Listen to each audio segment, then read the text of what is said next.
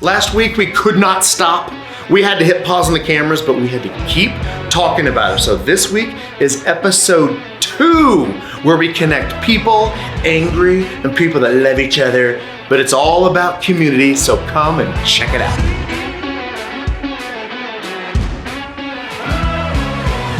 All right, guys, we are back. It is part 2 Dose of Every Day's a Bonus. Last week, thank you for the Spanish there, and of course, French.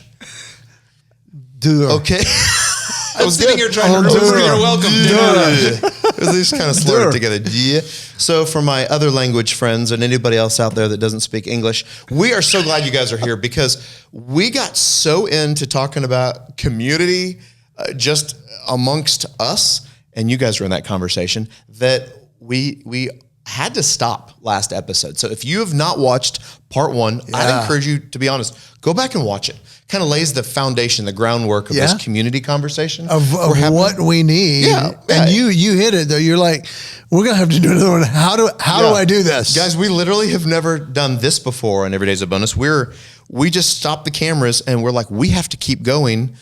And then we sat right back down and now we're literally going at it again. So if you are just joining us for the first time, Brent, Logan, Ken, we have just conversations with each other. We're actually friends on and off camera, right? We have sort of brunch together. Just kidding. You quiet.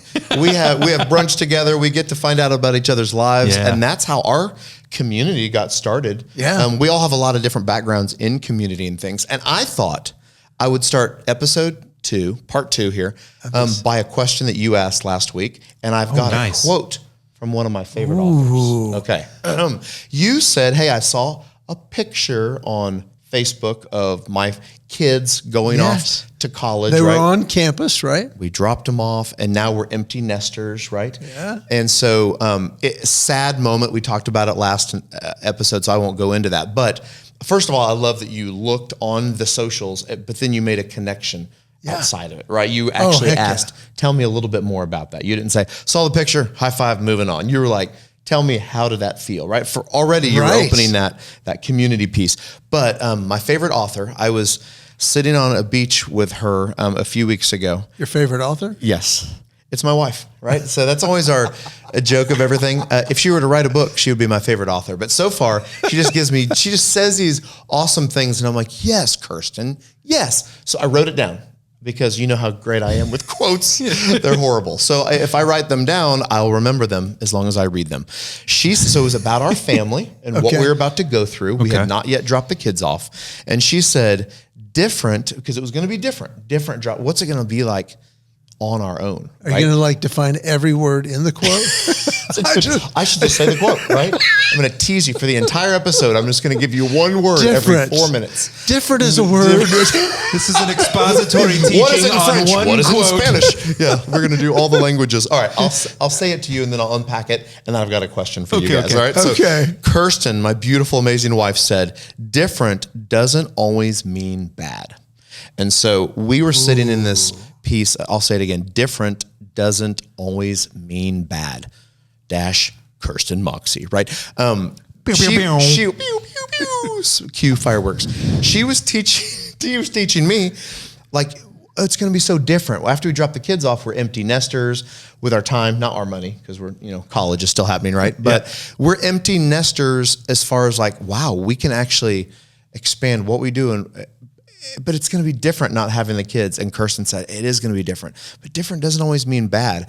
And that's like this thing I said on, I'm like, you're right. Like, it's going to be sad, sure, but it doesn't mean that that's bad. There's this neat adventure that they're on and now we're on. And when you ask about it, I get to say honestly how I feel and what's going on the inside, not just what you see in the high five on the outside. And so the reason we did part 2 here is because we're like, there's so much more to community. There's community inside of a family, like I was just kind of talking about. The closer you are with kids, it's sad to see them go because a part of your community, your family is leaving. But that opens up a wide variety of community amongst a small group that a church might have, inside of a business or inside of with other people. So I'm curious, just knowing our audience, if you're watching or listening, what would you guys say? Where did you find community at some point in your life that stuck in your brain? And you're like, there was something about this group of people or an area I was in. And the way we develop community is this. And the reason I remember it is because of this. So Ken, any thoughts on that for you let first? Logan go first. Logan's going to go first. Logan? I got a barrage of things. A barrage. A barrage. Like a mirage, but with a B. Ooh. The Bugatti of mirages. Is that right? Yes. Okay. That was so good. I don't know. Is it a quote? I'll write it down. Yeah. I'll never remember it. Mirages. Write it down. Brent, Moxey. Okay. Second favorite author of mine. Yeah. I mean, I could go so many different directions. The first one that Exactly. popped in my head was getting to do musical theater in high school. I loved doing that, and especially as the semester went on and you're getting closer and closer to performance weekend, and we'd do the show 4 or 5 times and everything's building to that. And you'd have technical week the week before, and you spend so much time together as a cast and crew and working on it so much, so many late nights, and just, man, that bond that you share, especially that last week. I loved it every single time. My favorite part of being a theater kid was for technical week. I like that more than the show itself. Yes. It was being so around much those fun. people and just hanging. Oh, Okay. yeah. And all the funny moments, you're tired. And so things are funnier when you're tired. And, we're cramming to try to get this thing right before we put on the show. Oh, that's good. Oh, I loved that. That's funny. Yeah. Okay. So that's where my mind went. That's good. Oh, I being the theme of, we talked about what it was last time. Yeah. But how to do it this time, I think that falls very simply into find something you love to do, and then you do it with people that love to do it. Yes. And I think that's probably my biggest one that's been perpetual. I find something that I really like to do. Most recently has been pickleball. Cool. We've got another couple that we taught how to play, and then we play with them. We've been on vacation to play at other places.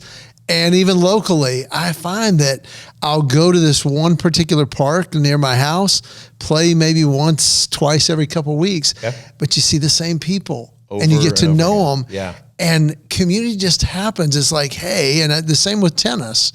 I play at a particular tennis center, and there's this group of guys. It's several of the same every time, but you get to know them. And it's like, dude, how are you? How's your shoulder? How was your knee surgery? Well, are you playing on an altitude thing that's holding you all together. But then it goes beyond that into real life. Right.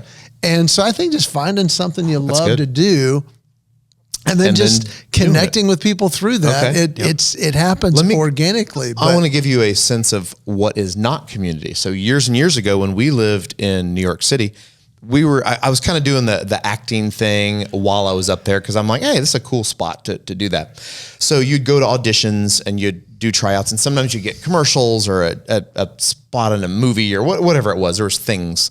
I remember specifically going to this Little Caesars commercial audition, right, for Little Caesars, and I ended up getting it, except for I would bite my nails. So they had to bring a hand model in. Ironically, his name was Brent. There was a close-up shot of the pizza going into the oven. And then when the hand moved away, that was not my hand. There was my face and my talking, but not my hand. Interesting enough. But what I'm saying is, that's not the community piece. The community piece is when you would go to those auditions, you would see a lot of other people that looked like you and talked like you, because they had a look they were going for. And it was like this, like you did not want the other person to do well. Who were around. Technically, you should be doing, hey man, how are things going? I saw you a few weeks ago. Great job. And it was not that. It was almost like you're competing for a spot. So that competition puts some wall up between you and these people. Now, can community happen? Absolutely. You're like-minded, you're rowing in the right direction, and you all have each other's back, right? Or community might not happen when you're fighting for the top spot, or you want to be the one that's seen over somebody else, or you're putting somebody down so you can look better. So there are two different environments where, community is not going to thrive over here when you are looking to be number one. But when you are looking to be like-minded with people or in an environment with people that love what they do, on our YouTube channel, the Westridge Kids YouTube channel, nobody's fighting for your attention. Our goal is to point kids and families to Jesus and have fun while we do it. And so when we're out there, some of the most fun things happen when the cameras are not rolling, like you said. You love Tech Week when you're going through all the details, right? Oh, good point. We will sometimes get laughing so hard and enjoying what we're talking about so much. It's like the cameras aren't rolling, we're not doing, and we're like, oh my goodness, I wish we could get this on film because it's just fun being around each other. And then of course cameras roll and then we're like back into our normal personalities, but that community happens when the cameras are not rolling. Yeah. And so there's two different environments when you're fighting for the attention, you want to be the one, pick me and not them, or then when you're just with people.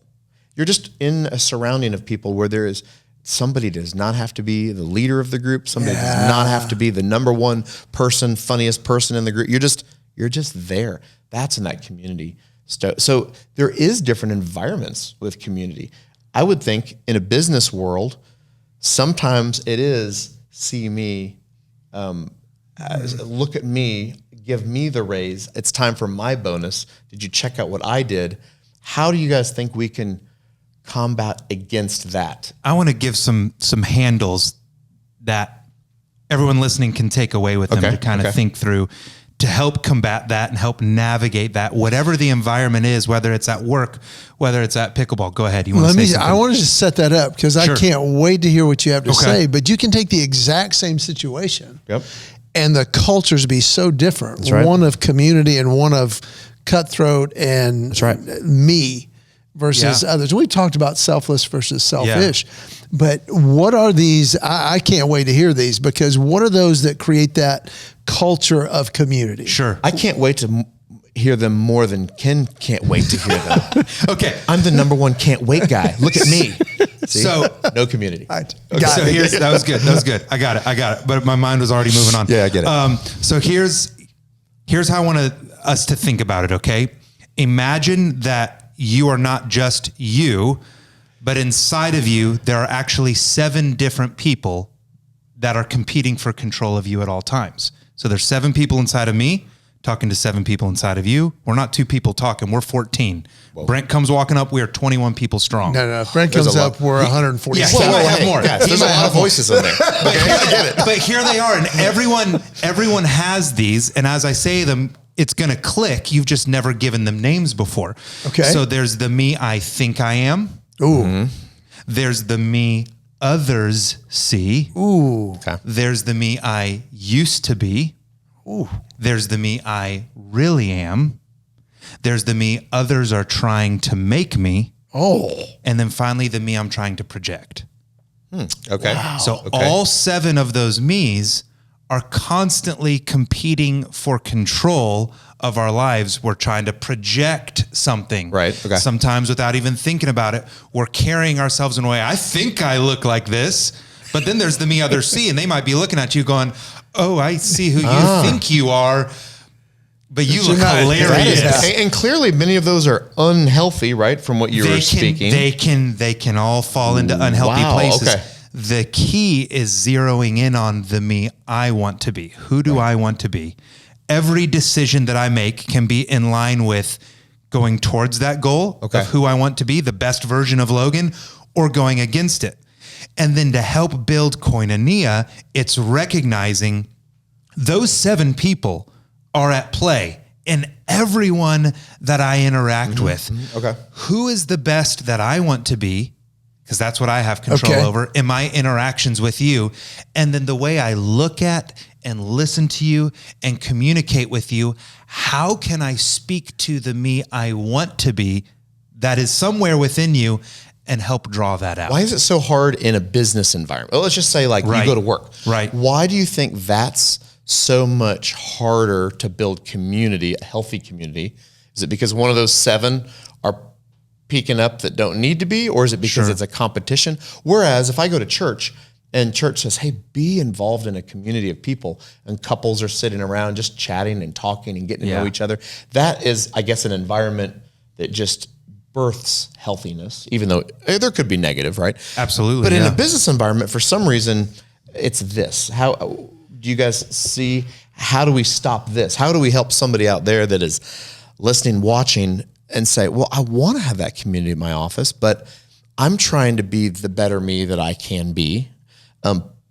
But nobody else around me wants that. They're all fighting for something else. They're all fighting for number one. Has anybody gone through that before? Absolutely. I think everybody listening has gone through it at some point or watching. I think it comes down to a fundamental how do I get that community? I can't control what I don't have control over. I can't control how people perceive me or whatever. Yep. I can only control me. So how do I get to that point? And if I can boil it down to 2 words is, am I acting selfless or selfish?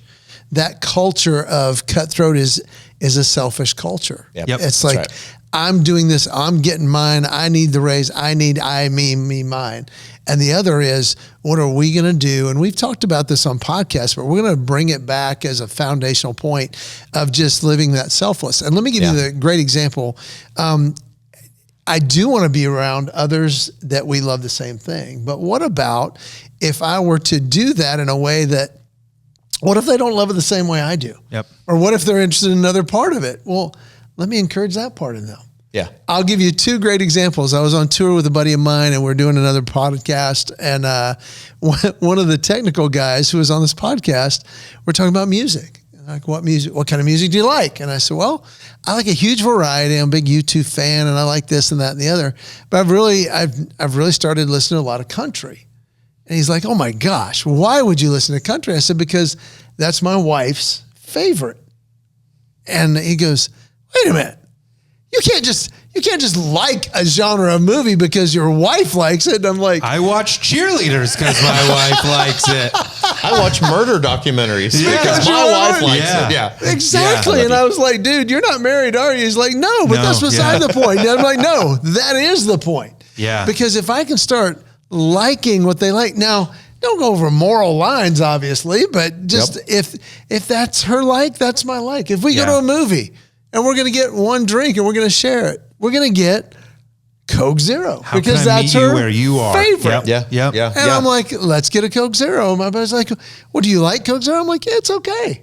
Yeah. But it's become one of my favorites because it's her favorite. And you know what? It's nice about that.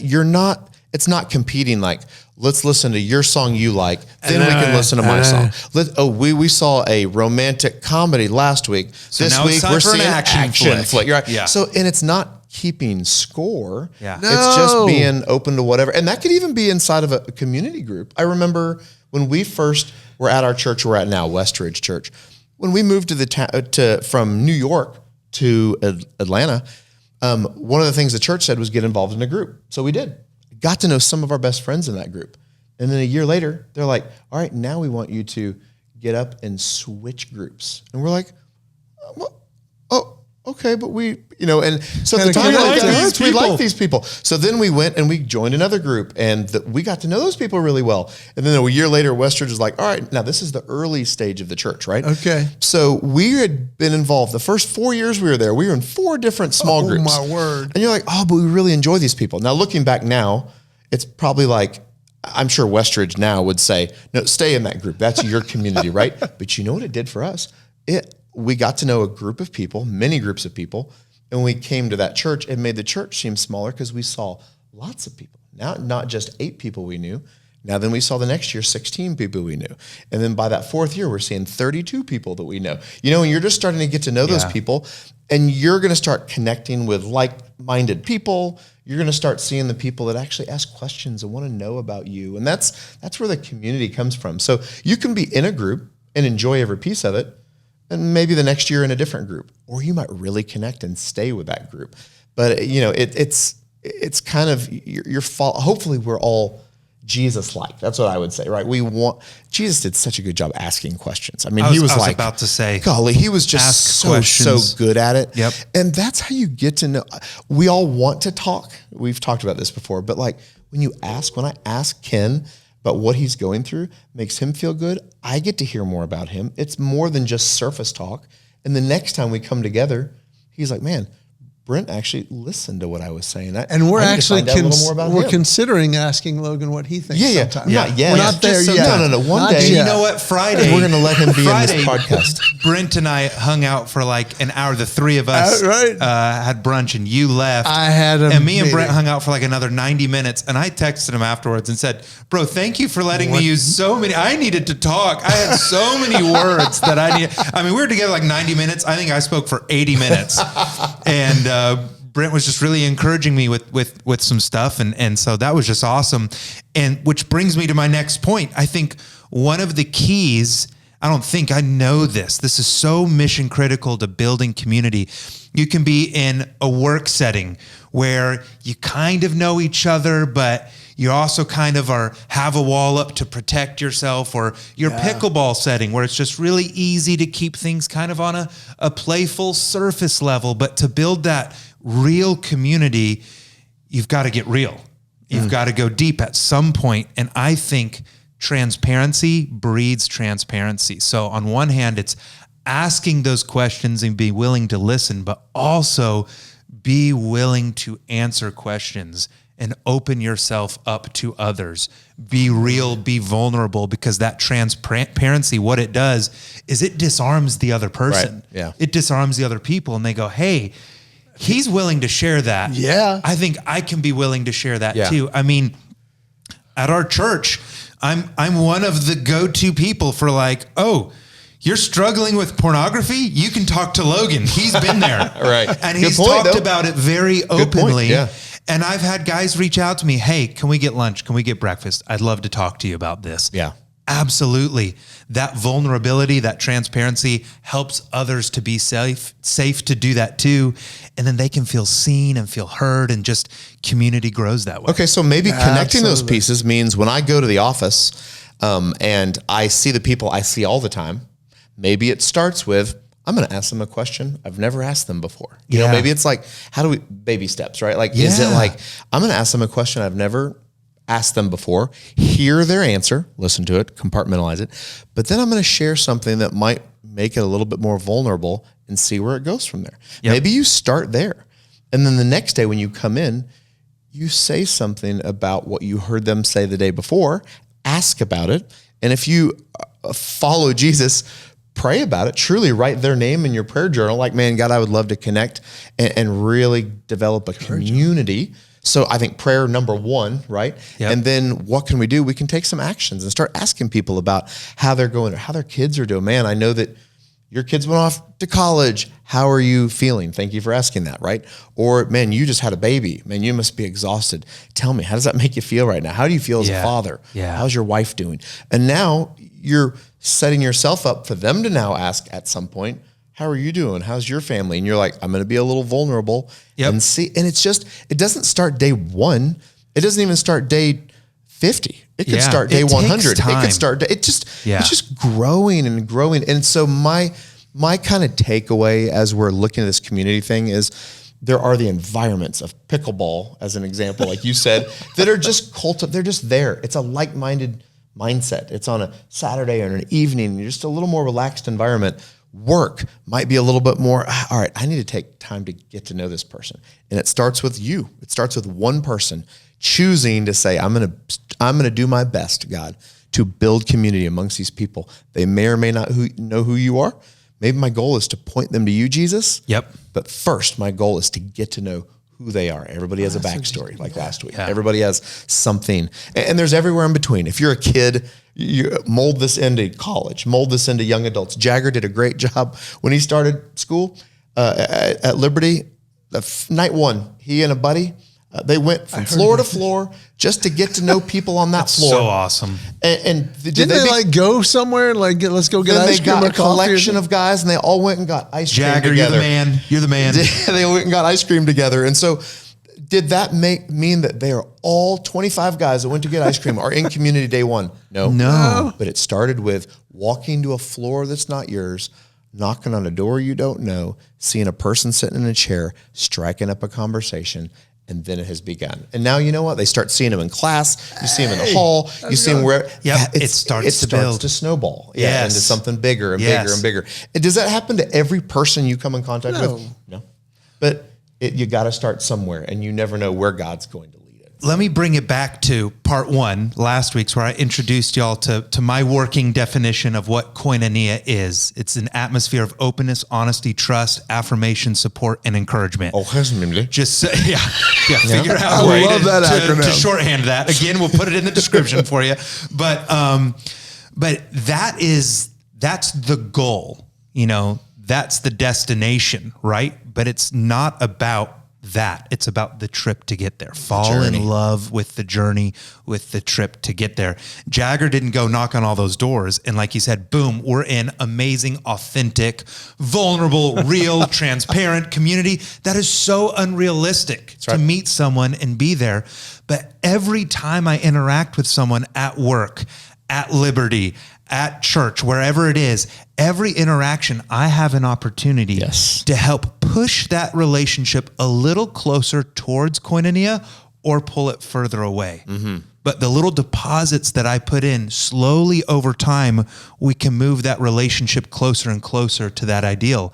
And that's how community building I love that. Over time really works. Community is not 8 people in a circle only sharing, right? Community can be 2 people getting to know each other more, 5 people. I'll close it out with this. Whatever it is, look at what their world is, listen to what they're doing, and then spend time.